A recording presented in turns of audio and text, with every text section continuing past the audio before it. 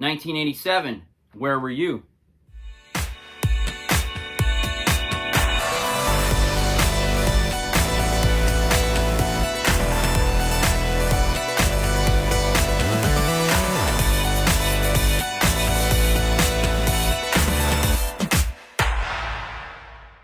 The Air Max 1, originally known as the Air Max, was the very first Nike shoe to show the visible air through the shoe. It was designed by Tinker Hatfield.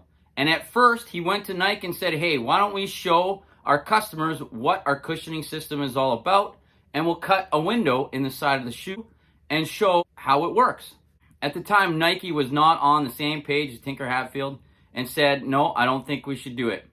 But for some reason, Nike decided, let's do it and give Tinker Hatfield a chance to show his design to the world and see if it flies. And what do you know, 30 years later, the Air Max 1 is still relevant, and that air window is the most recognizable item on a Nike shoe.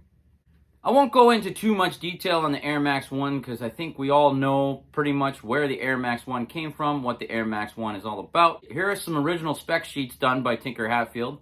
And the Air Max 1 was designed with influence from a French building that showed the inside of the building on the outside. And Tinker Hatfield thought that was a great idea, and why don't we do that with Air Max and show the customers what the Air Max is all about.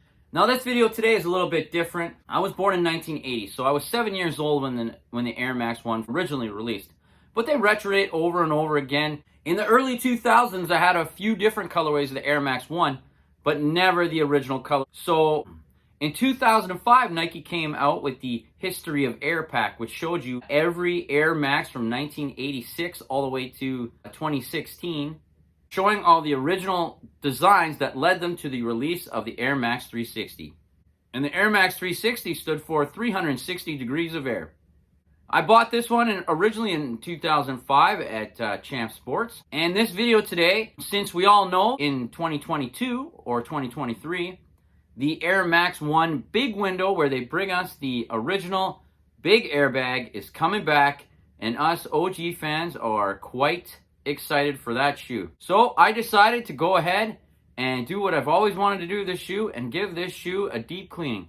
So I decided to throw it in my washing machine, and let's see how it went.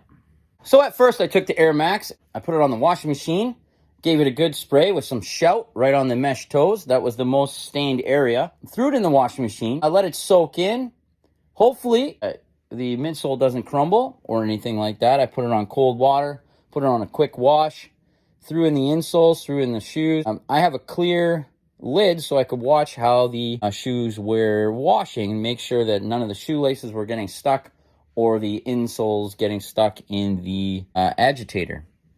I would say an hour later just to see how it was going, and the shoes were soaking up real nice, soaked up real nice, and the machine was spinning at a speed to dry the shoes.